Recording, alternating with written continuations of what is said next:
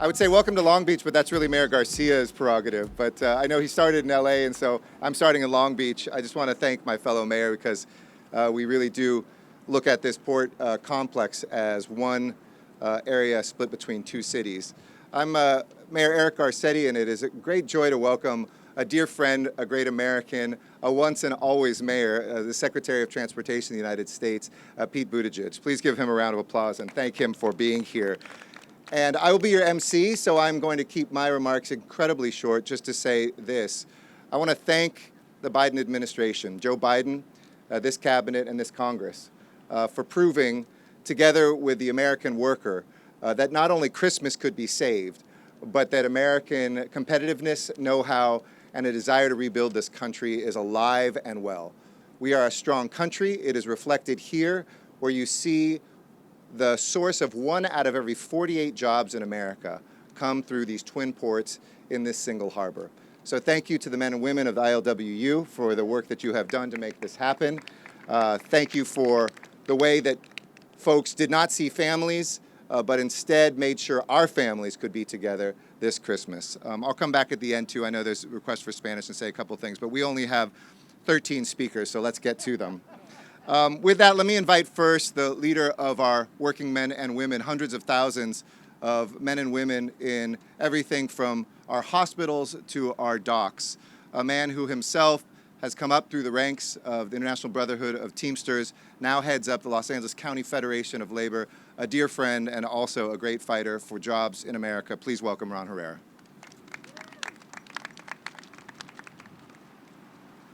Thank you, Mayor. Good morning, everyone. As you heard, I'm Ron Herrera, and I'm the proud president of the LA County Federation of Labor, as well as the Port Division Director for the International Brotherhood of Teamsters. Thank you. First, the Secretary of Transportation is here in what we feel are the two greatest ports in the world. And without your help, definitely we won't be able to move forward. I also want to thank our two port directors, Mario Cordero and Jean Soroka, as well as our two mayors. Work around this port cannot get done without a team, and all the electeds are here, all the stakeholders are here, are part of that team, and just wanted to say thank you. But I want to thank the workers. I want to thank the essential workers that make up the ports, because it's very important to acknowledge them. The port truck drivers who keep our economy rolling and our cargo moving, a special thanks to them. Now, more than ever, we have to stand with immigrant workers, Latino workers that exist here in this port and help them into the middle class. We have to help working families here in Los Angeles County. And we look forward to continuing our work, our partnership with this team, and we're going to do that. In closing, I want to thank everyone here today, because in crisis, we've all come together. We've rolled up our sleeves and are getting the job done. Muchas gracias. Thank you very much, Ron. And next, let me invite the head of the International Longshore Warehouse Union, ILWU. Willie Adams spent some time with the Secretary, I know, earlier. We have seen the men and women here every single time step up to the moment, not only called here by the crisis of the supply chain, but also the way that they have been great contributors to the community, and we are grateful for that. Thank you, Willie, to you and all the men and women of the ILWU for making America work and for also saving Christmas. Willie Adams. First of all, I would just like to say, I hope that we all can realize the moment that we're living in today, January 10th, 2022. The men and women of the ILWU, American patriots, for the last 2 years going to work, during COVID, then due to supply chain crisis. But it's not a crisis, it's an opportunity. The members of the ILWU, why do I call them heroes? They put the well-being of their lives and their families to keep the nation economies moving. And this is the first time since Franklin Delano Roosevelt that we had a president that was so bold and so brave.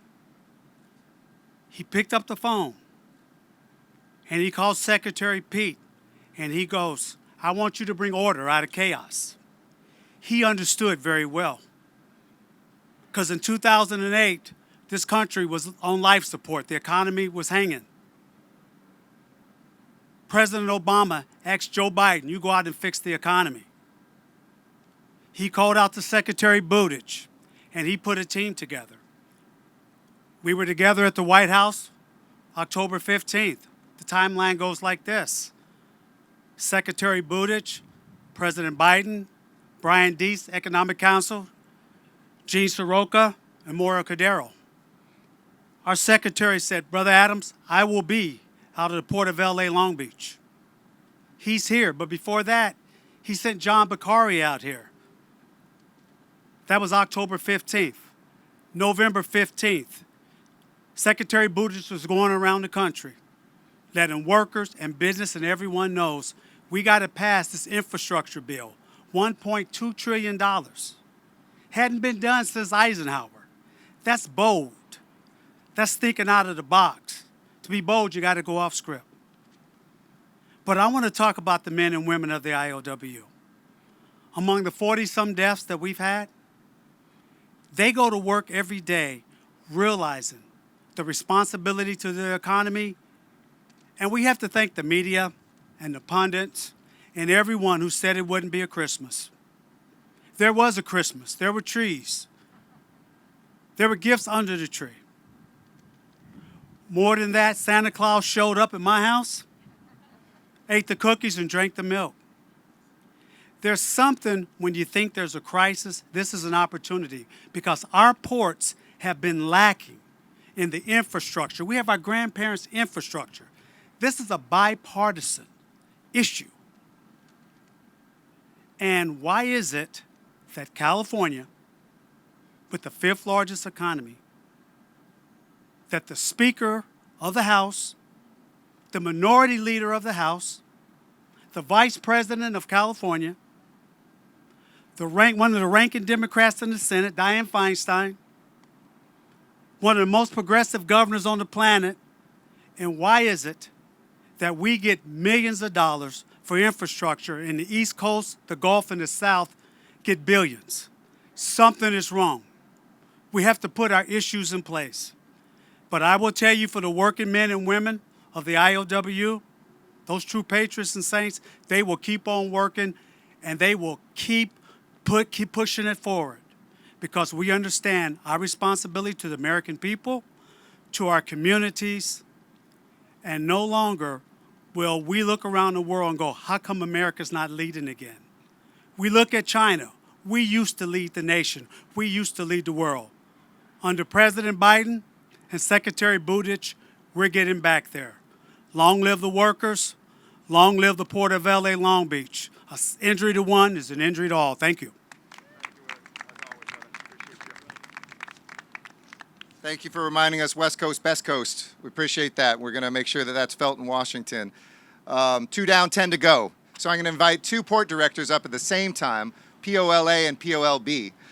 These 2 twin executive directors of what is together not only the first and second biggest ports in America, but together overwhelmingly the largest port complex, have really done an extraordinary job. They're going to share some of the latest statistics.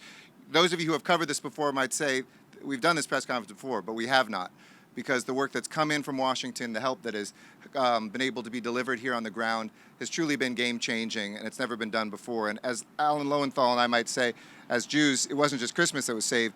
Hanukkah came early, and this administration did their work so early that the Hanukkah gifts were there, too, at the beginning of December. Please welcome Gene Soroka and Mario Cordero, the executive directors of the Port of Los Angeles and Long Beach.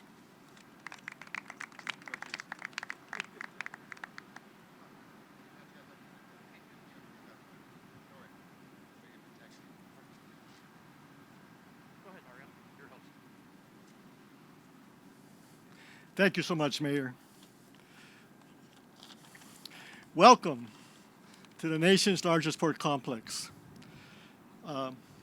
Needless to say, we've experienced a crisis unlike anything in the century. whether it's a health pandemic and, of course, the impact to the supply chain. But like we like to say at the Port of Long Beach, in crisis, we build.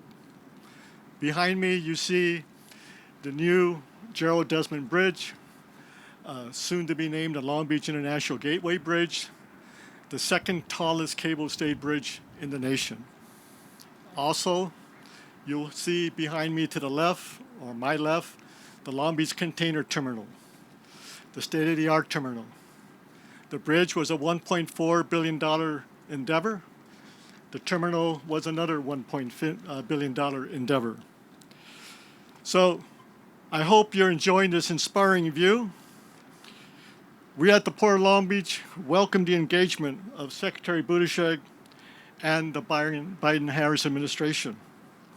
We are grateful that we are working with us to tackle the supply chain issues that have touched every household in the United States over the past 2 years.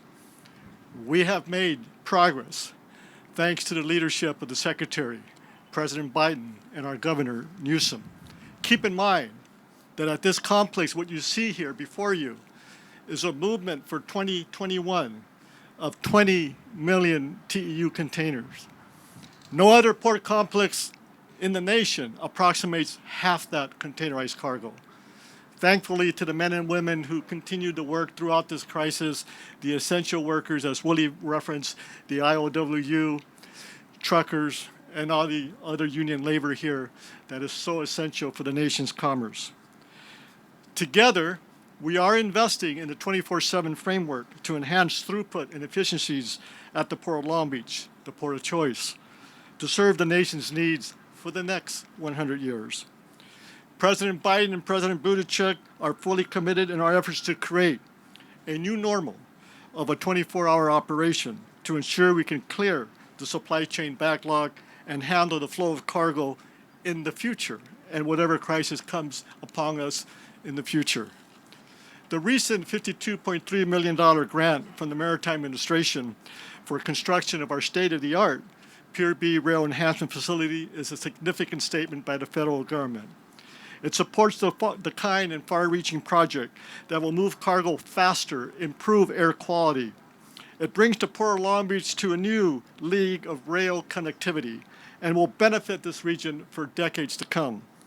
Lastly, again, I'd like to thank Governor Newsom for his welcome investment in the state seaports as planned in his new budget, also Secretary David Kim and CalSTA. The governor's proposed budget includes significant and targeted investments in the state's seaports that will improve the efficiency, sustainability, and velocity of goods movement. With a $2.3 billion designated for ports and supply chain related needs, the state of California will make a decisive step forward in nurturing the benefits of economic impact to the international trade and brings the state, again, to a 21st century investment. The state that's the fifth largest economy of the world. And there's a reason why we're the fifth largest economy of the world. This is a big factor as to why that is. The funding will help strengthen the vigorous capital improvements and environmental sustainable projects and programs at the Port of Long Beach and at the San Pedro Bay complex, together with my good colleague, Gene Soroka. The day is good indeed for the Port of Long Beach, for the Port of Los Angeles, for the environmental progress that's been made here and the sustainable movement of cargo, and for the state of California. And again, Mr. Secretary, thank you and the Biden administration for making this happen as a collaborative partner with the state of California. Thank you.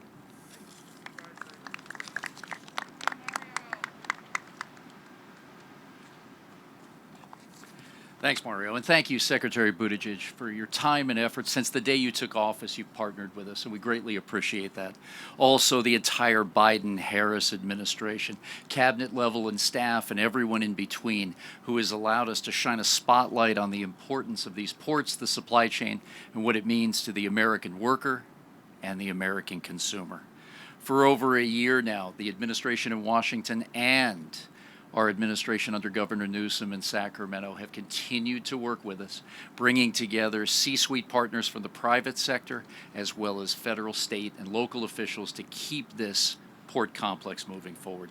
It's been that convening power that still has us meeting 3 times a week with industry stakeholders, elected appointed officials, and many across the spectrum of the supply chain to make change and improve.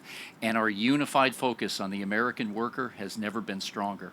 As mentioned by Mario, the $2.3 billion US that have been announced yesterday by Governor Newsom in support of ports in the state's annual budget complements the $17 billion in the Infrastructure Investment and Jobs Act that is now law. The combination of both is our call to the private sector to follow us in that investment, make this supply chain and our workforce even stronger for tomorrow. And as Mayor Garcetti said, the numbers are all starting to move in our favor. Economic growth of potentially 5% in 2021, 4% in 2022.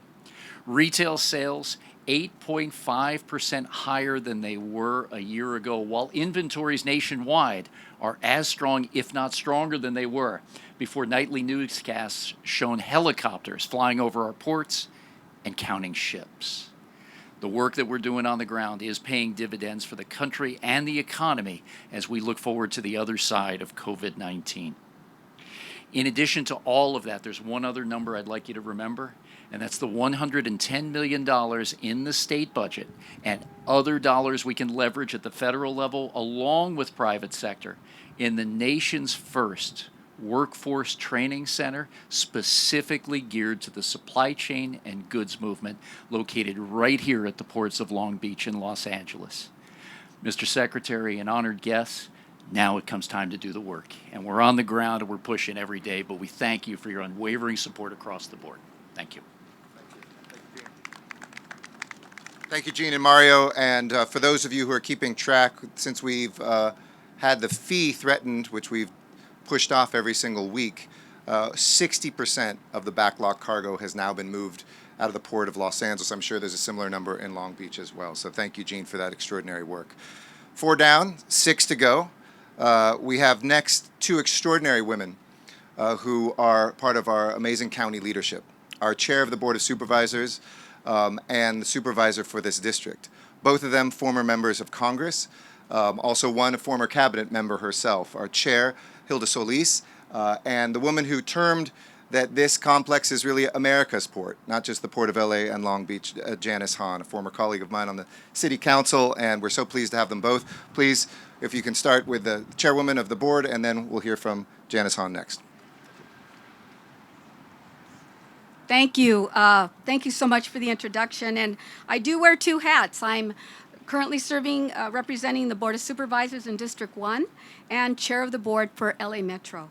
And on behalf of all the directors, I want to say thank you so much, Secretary Buttigieg, for being here with us today. And not just this one time, but so many times that you have reached out, extended a hand to help us, provide us with information and encouragement, and shown us the way that we can help to rebuild our country. And I really do want to give a big thank, and if I could, a big hug to our president and the vice president for all that they have done to keep Los Angeles County front and center, and to really help us restore this gift that we have here of the ports. Alongside all the men, working men and women that live and work here, this port, both Long Beach and Los Angeles, handle 40% of all incoming container goods for the entire United States. Who would have thought? That puts us on the map. We are who we are, but we know what we're doing. We know that goods movement has been a critical issue for both myself and for Supervisor Hahn. And in the past few years, especially regarding the 710 South Corridor, that freeway where LA Metro is in the midst of reimagining the corridor with sustainability and equity in mind and environmental justice. Implementation of a traditional highway expansion project no longer really meets our goals. The 710 South Freeway is a way now for us to look at how we can move people and goods more efficiently without displacing them, and also worsening the pollution that has burdened that corridor. And with federal dollars from the Infrastructure Investment and Jobs Act, we'll be able to do just that. The bipartisan infrastructure bill will allow Los Angeles County to enhance our infrastructure and make our economy good well, and working for everyone. And it will help us create green jobs that we know are most in need. As former U.S. Secretary of Labor under President Obama and as a current chair of LA Metro, I understand how critical it is to foster good paying jobs and pathways that lead us into sustainability. Investment in infrastructure creates jobs, but transportation infrastructure is a workforce investment project. These investments will help lift our economy and our hardworking low and middle income working families. The public transit and transportation infrastructure means critical access to education, to workforce training, to healthcare, to recreational destinations, and the goods movement. LA Metro is delivering on a multi-billion-dollar capital program for transportation projects that will connect all of our communities across the county. The projects will not only help get people from point A to point B, but they'll also help to create high-road, well-paying jobs. The infrastructure bill will help create career pathways in green and sustainable industries, even faster than before, and crucial as we recover from this pandemic. We will need high-skilled individuals, a trained workforce to deliver on these infrastructure priorities, and you've already heard some of those deliverables that we know are coming our way. But through continued funding from the federal government, we'll be able to advance workforce initiatives like the partnership between my office and the electric bus manufacturer Proterra. If you haven't heard, that's a new industry that's growing, the electric bus manufacturer Proterra, which gives individuals from disadvantaged backgrounds job training and credentials in green manufacturing. We'll also be able to leverage funding from the state, which is seeing a massive surplus right now. And just yesterday, as you heard, Governor Newsom released a proposed budget which includes $9 billion for transportation projects across this great state. But more importantly, including $1 billion for projects right here in Southern California. We're going to leverage these funds and funds that we're going to leverage also from the infrastructure bill to electrify our fleets, capture and treat more stormwater, make it easier for residents to walk and bike through their neighborhoods, address pollution along corridors like the 710 South Freeway, and close the digital divide for communities of color. I'm so proud to stand here today with our Secretary of Transportation, along with all of my colleagues, to continue to support sustainable green infrastructure and good jobs for all Angelenos.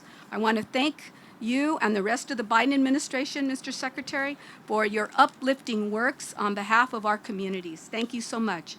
And very briefly in Spanish, si puedo, por favor, quiero dar las gracias a todos también como supervisora del primer distrito y el condado de Los Ángeles y presidenta de la Junta de Metro. Quiero darle un bienvenido al secretario del Departamento de Transporte de Estados Unidos, Pete Buttigieg, que está aquí con nosotros para darnos ayuda para restaurar, mejorar la infraestructura a través de todo el condado de Los Ángeles. Gracias a todos los fondos de la ley de infraestructura, tendremos una economía más fuerte que nunca. Dicha ley no solo nos ayudará a mejorar el sistema de transporte público, pero también crear trabajos bien pagados, lo cual es muy necesario después del impacto de la pandemia. Y los fondos que recibimos de parte del Estado nos van a ayudar a cumplir esta meta. Ayer el gobernador Newsom dio a conocer su propuesta de presupuesto en el cual $1,000 millones serán destinados aquí en el sur de California. Tantos los fondos estatales como federales nos va a ayudar a tener un sistema de transporte ecológico con autobuses eléctricos, cero emisiones, un sistema de aguas pluviales mejores y también comunidades con menos polución. Acceso al Internet que alcanza a todas las familias. Estoy muy orgullosa de estar aquí con el secretario y todos los colegas que están aquí para crear proyectos de infraestructura sostenible y ecológicamente. Gracias a todos ustedes y toda la administración del presidente Biden y vicepresidente Harris. Quiero dar las gracias a todos que están aquí hoy día. Muchísimas gracias. Thank you. Muchas gracias, Hilda Solis. It's so fun for me to serve with you, a former member of the Obama cabinet, on the historic 5 women County Board of Supervisors. So hello to everyone up high up here, and I just wanted to add my welcome, as everyone has said, to Secretary Buttigieg to LA County. Thank you for your work on behalf of our nation's transportation infrastructure, especially, as everyone said, on addressing the supply chain issues that we've seen here and around the world during this pandemic. I have represented our ports and our port communities for over 20 years, first on the LA City Council, then when I was a member of Congress, and now on the Board of Supervisors.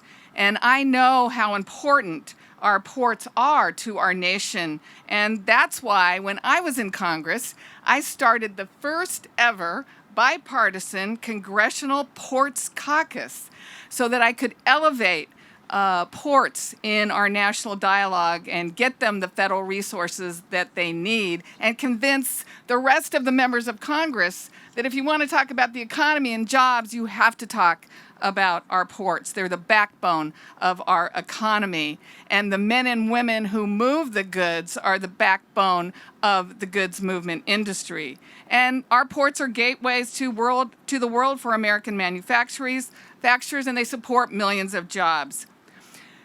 But, Mr. Secretary, for all of the good that our ports are responsible for, I also know that there have been some negative impacts.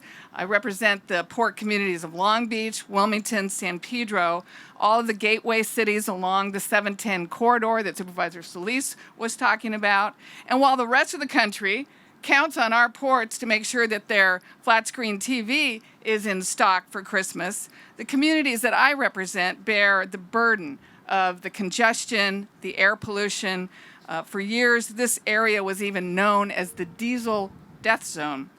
But it doesn't have to be this way, and you're showing us that we don't have to choose between clean air and good jobs. We can and should have both. We just need to invest in those solutions. And that's why this bipartisan infrastructure law is going to make such a difference in the communities that I represent.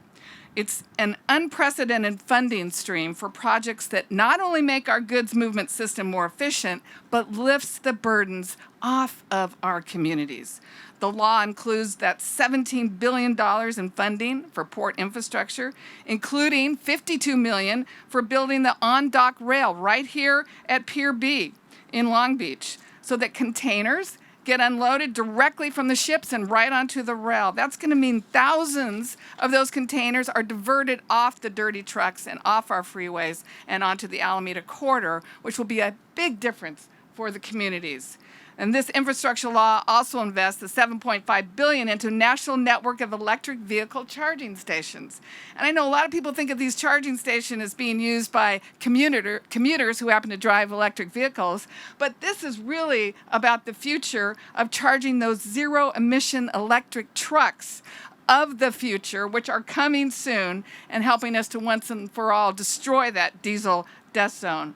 And just as important as investments in the ports and goods movement, here's a dragonfly. I understand that's good luck if it lands on you. There's the secretary right there. You go land on him. But there's other transit projects that this bill will help us with. And in LA, we hope to finally deliver that West Santa Ana branch rail that connects a dozen mostly low-income communities with a single-seat ride from the city of Artesia to all the way to downtown Los Angeles, and we need your help with that. Thank you, Secretary, for being here. Thank you for President Biden's leadership to accelerate the long-needed goods movement projects. And with this bipartisan infrastructure law and its investment in zero-emissions goods movement, our ports, our transit projects, we have a clear path towards a future with cleaner air, safer streets, and good-paying jobs. Thank you, Secretary, for being here. It's just been great. Thank you so much to both of our extraordinary supervisors, and Don't worry, Secretary, we'll be sending not only the West Santa Ana branch, we'll be sending the East Valley, San Fernando Valley line. We have like 7 lines that have come across your desk, and you're going to be well known in Los Angeles as helping build a new transportation infrastructure here. So we thank you in advance. Next, it's my great pleasure to introduce somebody who's not only a fellow mayor, but maybe my closest friend as a mayor in this country, somebody who's done an amazing job navigating this pandemic, who leads this port and the environmental justice issues the supervisor just brought up in our local communities, and really deserves so much. I know there are many jobs ahead in his career, one which is reflected here, hopefully won't get political, but it is a great joy to introduce my dear friend and a great American mayor, Robert Garcia. Thank you, Mayor. Welcome to Long Beach, and of course to our secretary.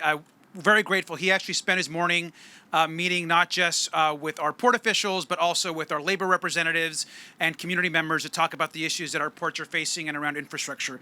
I just want to say 2 things. I think the first that's really important is that all of the doomsday predictions about Christmas not arriving or the shelves not being stocked never came to pass. And thanks to the Secretary, his incredible team at the Department of Transportation, and of course the President and his leadership, we had what I believe has been a really smooth holiday season with folks being able to buy what they need to buy. And so that is because of the Secretary's leadership and everyone at the White House as well. So we are grateful.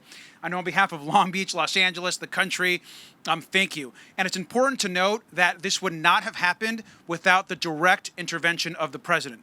The President and the Secretary made the phone calls to the large retailers. They connected with our port directors on a regular basis. They literally helped us move cargo faster. And as you can probably see, also created programs to ensure that ships are now at berth much further away from shore, and that helps air quality and protect the neighborhoods. And so, Mr. Secretary, thank you for your incredible work. And the second thing I just want to add is a huge thank you on behalf of the City of Long Beach and the Port of Long Beach.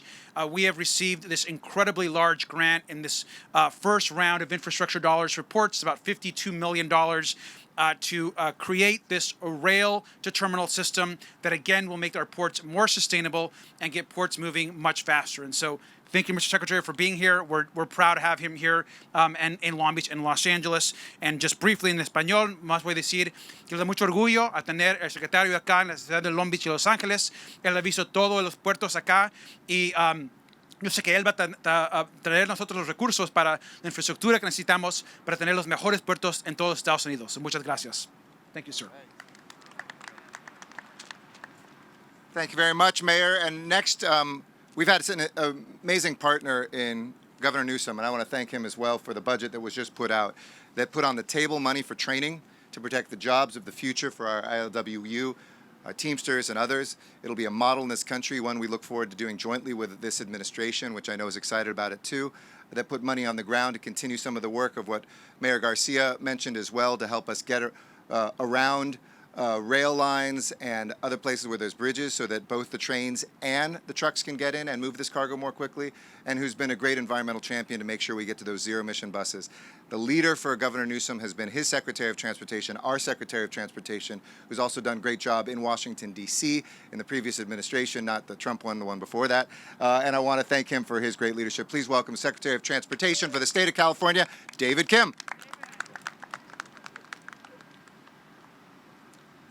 Thank you very much, Mayor Garcetti. I too would like to add my thanks to Secretary Buttigieg for his first official trip to California in his time as Secretary of Transportation. The fact that he is here at America's ports reflects his priorities and the priorities of the President and Vice President. Your presence here means everything to us. Thank you so very much. I believe this region is on the verge of something truly monumental. Why do I say that? Several reasons. Number one, as you've heard, the governor unveiled his budget for this year, truly historic. $2.3 billion for investments in the ports, in our goods movement and supply chain system, $1.2 billion of that for port infrastructure upgrades, the rest of it for workforce training, zero-emission vehicles, including drayage trucks here at the ports, and for various other purposes. The message we are sending through this budget, the message the governor is sending is We have skin in the game. Frankly, that has never been said before. The state of California has not historically participated in the development of our ports, goods movement, and freight system. That is changing through this budget. It is historic. The other point I want to mention, the governor and Secretary Buttigieg entered into a strategic partnership a few months ago that puts the state and federal government together when it comes to advancing a coordinated program, a holistic program of freight, goods movement, and supply chain projects. We're going to do this together in a holistic, coordinated way. And frankly, that's a change from the past where we did things in a piecemeal way. One project here, another project there, not really coordinated. All of that is changing, and thanks to the good work of DOT, we are getting ready a whole series of projects that will be ready to compete for innovative financing programs at DOT. So that is a very exciting development. Third thing, as you've heard, through the Infrastructure Investment and Jobs Act, what a golden opportunity, $17 billion for port infrastructure, and this is an incredible investment. We are going to use that state investment through the governor's budget to leverage and match every available discretionary dollar through the IIJA. I believe this region will compete well, will compete hard, and that you will see the benefits and the difference on the ground in the months and years to come. This is a golden opportunity for this region, and I believe we are ready to seize the moment. Thank you very much. Thank you, Mr. Secretary. And next we have the trio of our legislators, our members of Congress, who represent this district, adjacent to that district, but our coasts. And I want to start actually with our member here, Alan Lowenthal, who has been a great champion here, jointly together with Net Barragan, who represents the Port of LA, Long Beach and LA together, and Ted Lieu, who's just up the coast as well. Three real champions of American jobs, of American progress, of fighting for the West Coast, making sure that we're there, and without whom we wouldn't have gotten the passage of this historic infrastructure package. So please welcome these three extraordinary leaders, starting with Congressman Alan Lowenthal.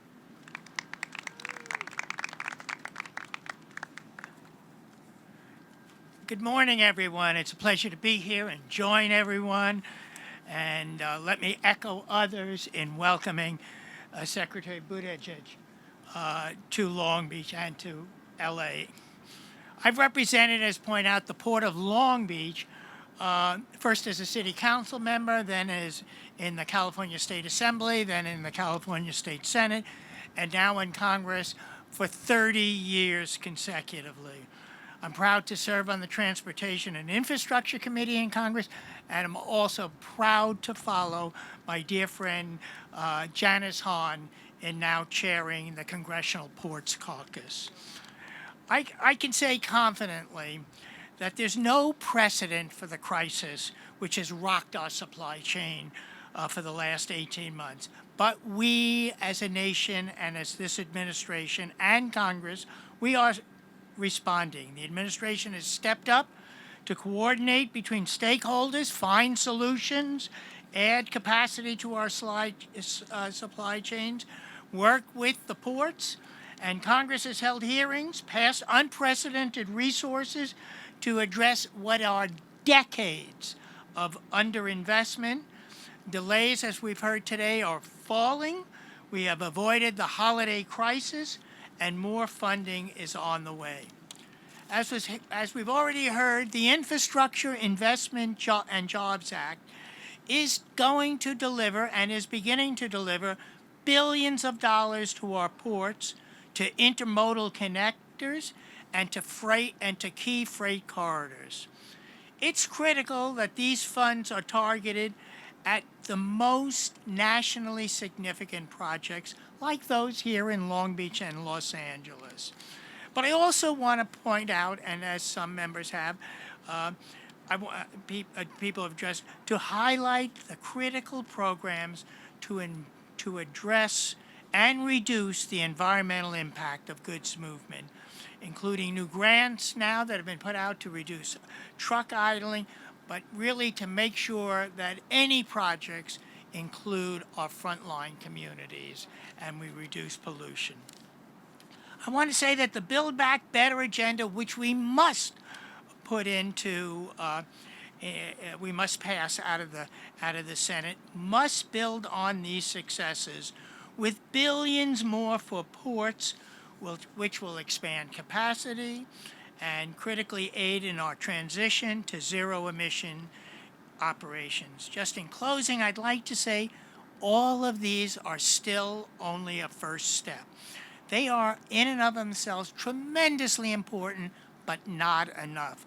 I personally believe that Congress and the administration must identify a permanent and sustainable funding stream that will improve our supply chain throughout the nation and be able to move goods more efficiently, all the while reducing greenhouse gases.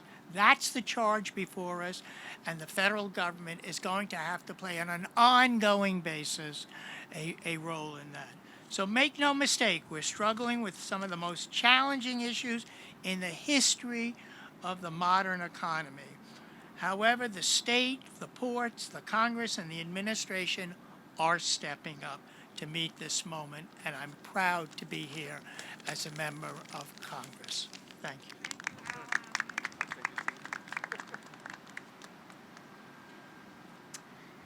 Hi, my name is Congressmember Nanette Barragan. I represent the Los Angeles Port and partner with Alan on all things port to make sure we're fighting for our port communities. I want to also welcome Secretary Buttigieg today for starting out in my port in Los Angeles as you boarded a ship to come over here to Long Beach. I want to make sure we don't lose perspective about what has been happening in this last year. The President of the United States, with his cabinet, has created over 6 million jobs in his first year.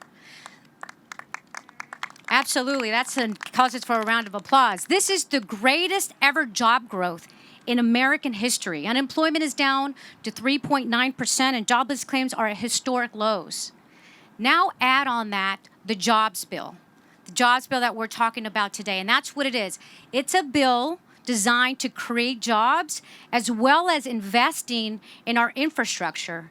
And that includes in our port communities, which is why we're so glad that there's $17 billion of federal funds in the jobs bill that will go to ports. And one of the things I'm proud to see, Mr. Secretary, is that you're here to see the operation. You're here to see the impact that we have, not just locally, but across this entire country, to make sure that our ports community here at LA and Long Beach get their fair share, something that has been lacking in years prior. And knowing that the administration is taking ports seriously and the investment in ports seriously is reflected in the Secretary's visit today and in other secretaries who've come, like Secretary Walsh, who came to also take a look at that. And I want to thank the Department of Transportation for their recent funding to Long Beach. We've got to get LA in that as well to make sure we're investing in rail and make sure we're investing in everything we can to help the supply chain issues, something that I know that the administration, along with you, Mr. Secretary, have been at the forefront in doing. It's about putting our workers to work. It's about making sure that we have more truck drivers that can move the goods, but also investing in this the ports that have been long overdue and our infrastructure that's been long overdue, which is partially of why we are here today. When you combine COVID and you combine the lack of modernization in the past in our infrastructure, it gets us to where we are today, but that is changing. With the Jobs Act, it's changing with this administration. And that is changing with the secretary, who is making it a point to go out to look at communities and see where we need to invest our dollars.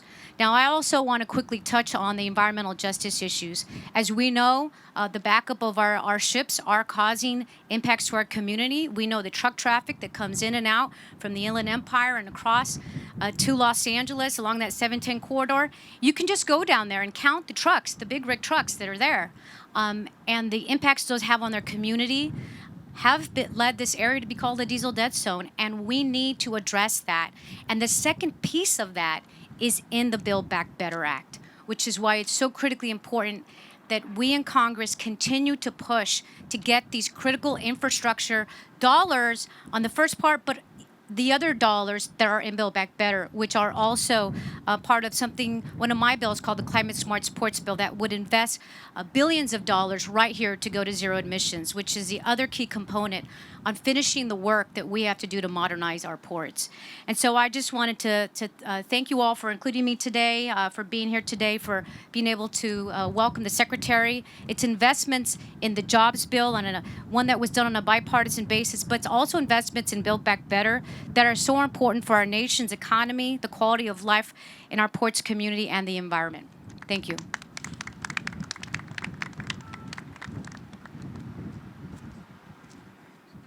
Hello, I'm Congressman Ted Lieu, and let me first say what it's an honor for me to be in Congress with Congress members Barragan and Lowenthal.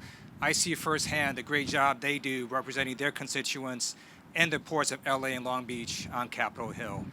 I'm also thrilled that Secretary Buttigieg is with us here today. Remember under the former administration when we had bare shelves? Remember under the former administration when we ran out of toilet paper? That didn't happen under the Biden administration. And that's in part due to the great work of the Secretary and the Department of Transportation. Last year, Democrats delivered for the people by passing the American Rescue Plan. It was designed to jumpstart our economy and to help in our economic recovery, and it worked. We now have the lowest unemployment rate in 50 years. We got more shots and vaccines into people's arms. Schools reopened. We got money out to public safety and local governments to prevent layoffs. And then we followed that up with a transformative infrastructure jobs bill. I was proud to have been part of the House Democratic leadership team that found a pathway to yes and sent that bill to President Biden's desk for his signature. Over $1 trillion to rebuild roads, bridges, and highways, to get EV charging stations across America, to get lead out of our water pipes, and to put broadband into inner cities and rural areas and everywhere in between. And as you heard earlier, you're getting streams of money not just from the federal government, but from local jurisdictions in the state. And when we get all these matching funds, we can build bigger and better projects. And so the message we are all gathered here to send today is that help is on its way.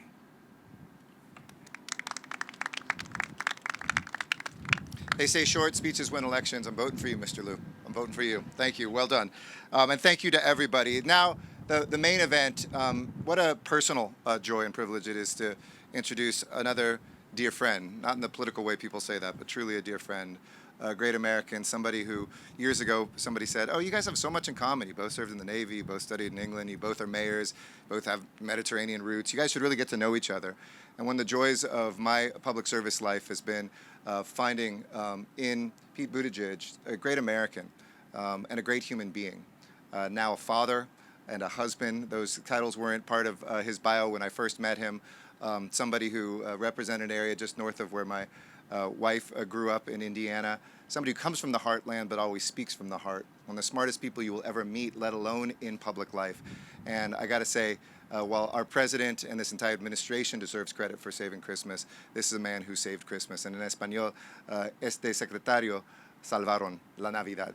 Es mi placer introducir, it's my pleasure to introduce our nation's Secretary of Transportation and a dear friend of Los Angeles and all of ours, the one and only Pete Buttigieg. Well, thank you very much, Mayor, for your warm welcome, for the kind words, for guiding our event right now, and for your true friendship. Mayor Garcetti is a mayor's mayor, so well respected and admired in the community of mayors, and I can tell living and breathing his service to the people of Los Angeles for literally every day, even as we anticipate him joining the administration with the very wise choice of the president to ask him to lead the U.S.'s representation in one of our most important relationships abroad. Thrilled to be here likewise with Mayor Garcia. Thank you for hosting us. Thank you for your friendship. Thank you for your leadership. And thank you for reminding me that I wasn't the only young mayor in the ranks back when I was doing it. It's funny, we were on the boat and people were trying to get his attention and kept saying mayor, and my head still spins around to look that way, forgetting sometimes how things have changed. But during such challenging times, you and Mayor Garcetti have delivered such admirable leadership to those you serve. We're so glad to be here with union leadership, with Ron Herrera and the Teamsters, recognizing that sometimes a trucking issue 1,000 miles away might actually explain a shipping issue right here on the coasts. We want to thank Willie Adams and the longshore workers that I had an opportunity to spend time with earlier today. Truly the people who we have counted on in so many ways, who every single American depends on, whether you know it or not. And who very much do not have the opportunity to come to work by video conference. We appreciate everything that you've done and the sacrifices that your members have made. To Supervisors Solis and Han, thank you for your leadership. I think you demonstrate what us current or former local leaders always say, which is that where the rubber really meets the road is in local leadership, and in county leadership in particular. There is all of the challenge and very little of the glamour that goes with other roles in service, and I've so admired what you do, especially with your focus on transportation and on environmental justice. I'm delighted to be here with Secretary Kim, who is someone so widely respected in the community of transportation leaders. And I'll have a little more to say about this in a moment, but it's really remarkable, the commitment that the state has made when it comes to this support and for the support for transportation in the budget. And to Representative Liu, Representative Berrigan, Representative Lowenthal, it is no exaggeration to say that thanks to your decision to support the Infrastructure Investment and Jobs Act, there will be direct and major improvements in the economic vitality and the environmental sustainability of Southern California. And we are so thankful for your leadership and for your support in that regard. And lastly, to be with the directors of the ports of LA and Long Beach, Gene Soroka and Mario Cordero, in just the latest of our engagements. We were together virtually in July when I asked the West Coast ports and shipping and supply chain community to come together. We were together in October with President Adams and with President Biden at the White House, and we're together right now. Not just talking about, but enacting the kinds of key problem-solving and solutions that are keeping goods moving to where they need to be. The simple reason that we're here is every gift under a tree, every piece of clothing somebody is wearing, even the devices on which these remarks will be played. Chances are they came here on a container through a port like this one, on ships like these, unloaded and transported by workers like those that President Adams and Ron Herrera represent. Supply chains are human. Supply chains are people who use equipment in order to get goods to where they need to be. And there's no better place to talk about that than here, where we see the #1 and #2 largest container ports in the country, supporting so many jobs, not just around the region, but around the country. When there is an issue affecting ports here, you will feel it as far away as my Indiana hometown. And I'll tell you, the strains that we've experienced are not because the ports became less capable or because the workers delivered less output. In fact, the reverse is true, as was mentioned earlier. One of the reasons why Christmas was not, in fact, canceled is that ports like LA and Long Beach moved record levels of goods, allowing an all-time record high in terms of retail sales this holiday season. Considering the pressures that this country and this community, these communities have been under, that is an extraordinary achievement. Ports have processed 14% more containers than the previous record. People received almost 99% of their packages on time or with minimal delays from major shippers. And I would add that not only is this about presents under the tree, but this is about essential goods like medical goods that are needed in this moment of continued public health challenge. Now, we're going to continue to see challenges. So we're very proud of what was achieved here, but the other side of the coin is that as long as the pandemic persists, as long as we are making up for decades of past disinvestment, we are going to see impacts on shipping times and shipping costs. But that's exactly why we're here, not waiting 1 minute to address supply chain disruptions. Now, supply chains are owned and operated by a lot of different actors, most of them private sector, and rightly so. But we have been partnering with everybody who has a hand in that. in order to make sure we deliver results.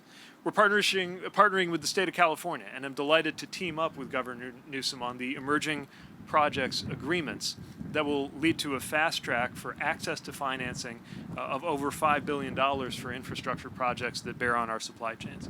And I'm looking forward to working with Governor Newsom on the major investments that were proposed and rolled out yesterday in transportation, including in supply chain infrastructure in the California state budget. Everything goes better when states and local leaders and the federal government are working together.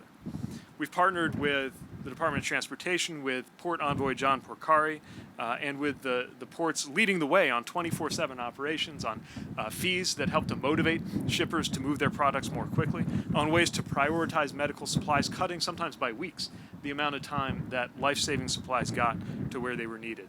And the results included an almost 50% reduction in long-dwelling containers on the docks going into the holidays, record levels of goods on shelves, cargo leaving the ports and getting to people significantly faster.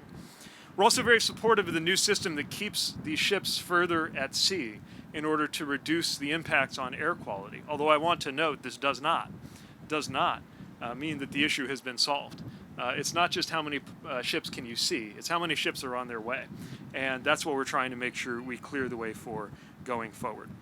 But as I see and saw during our tour earlier in our conversation, the intention, the vision for the future that's going on, the attention to environmental justice and making sure that more throughput does not necessarily mean more pollution for nearby communities, the attention to training and the funding commitments you heard about to make sure that these jobs, which are only going to become more high-tech and more high-skill each passing year, are supported with investments in our human capital. I am very confident that the visionary leadership here, coupled with the visionary leadership from President Biden and this administration, will deliver a better future for all of us, and with Southern California in so many ways leading the way. And we're going to be there to help. We just recently were able to announce that $52 million commitment to help with on-dock rail for the Port of Long Beach, and that was with the funds that we had last year. I cannot wait to put to work the funds from that $17 billion being committed to ports, thanks to that bipartisan infrastructure law. So nothing about this will be easy, but everything about this can make us proud because of the partnership, because of the teamwork, because of the commitment, and because of the will to make the investments that America has needed for a very long time. And there's no better way, no better place to showcase that than right here at LA and Long Beach. So with that, happy to take some questions as they might arise. I noticed there are... all right. 7 minutes. All right. I noticed there are a couple of journalists here, so I thought you might have some questions. Alex.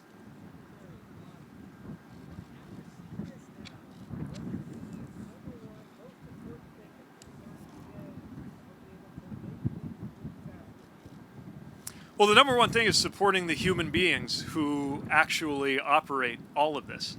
And that's true on site at the ports. That's why we've got to support things like the kind of training center and training facilities that have been discussed. But it's also why we got to make sure that on things, again, maybe 1,000 miles inland, like a trucking issue, that we're supporting job quality and access and compensation for our truckers so that we can keep things moving. But a lot of this is about physical infrastructure. And the physical infrastructure is going to get a lot better thanks to the funds in the President's infrastructure law and the support of the leaders that you see around me.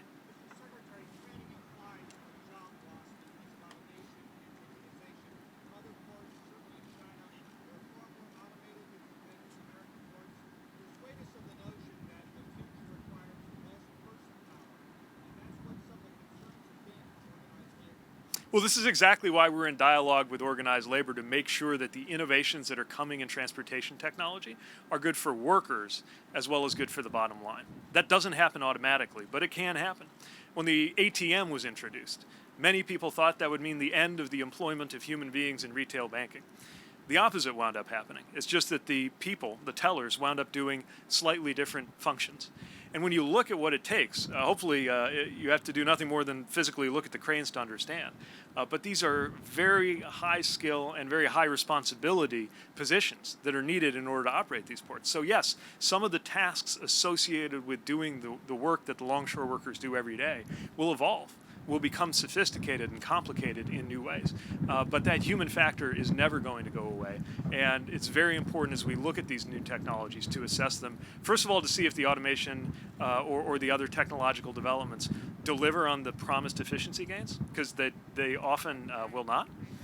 And secondly, to make sure that the indispensable human side is being supported just as much as any investment in physical brick and mortar improvements.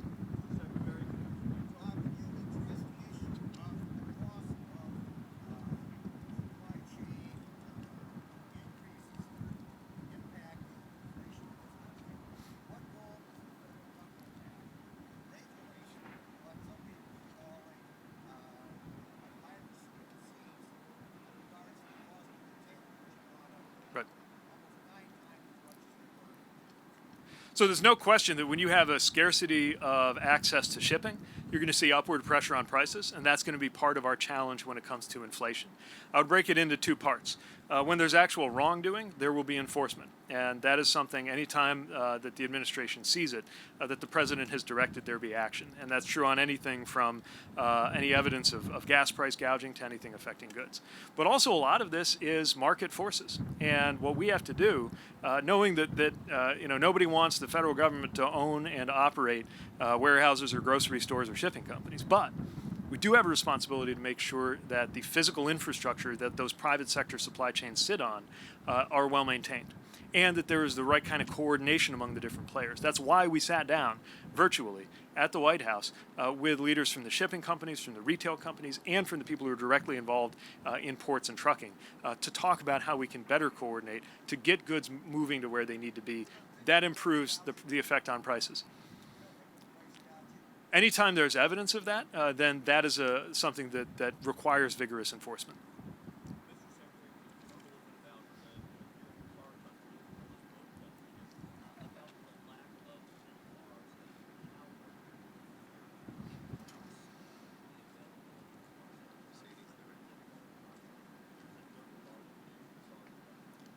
Yeah, so a lot of the times it is the availability not only of imported cars, but of course in our U.S. auto industry that's so important, the availability of certain parts or components. That's one more element of why we have a sense of urgency about improving the flow of goods across the country. And until those bottlenecks are resolved, you're going to continue to see more issues. I will say we're less vulnerable to those issues when we onshore more things like electric vehicle battery production, and you're going to continue to see us energetically supporting that so that we are less dependent on some of those choke points going into the future, knowing that the future is largely electric.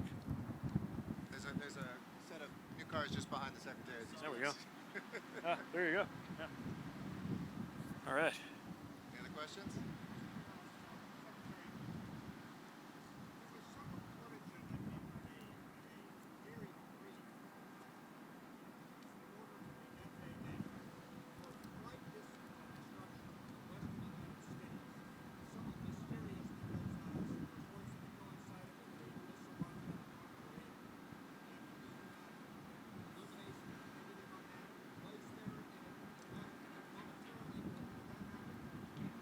So at this time, the best I can do is refer you to the FAA for more information. Obviously, the bottom line for the FAA is always safety, and we'll err on the side of caution to make sure that the airspace is safe at all times.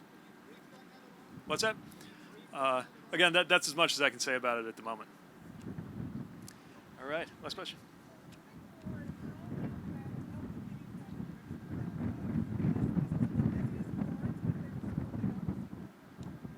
I missed the last part, sorry.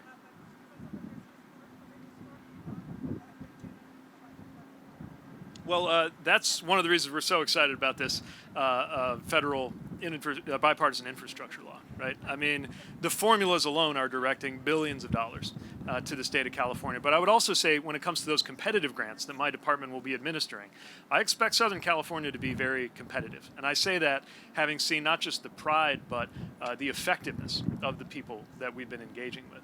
And the determination to meet all of our goals as a department: safety, economic growth, climate, equity, and preparation for the future. You see all of that at stake in what's happening around us, what's happening behind us.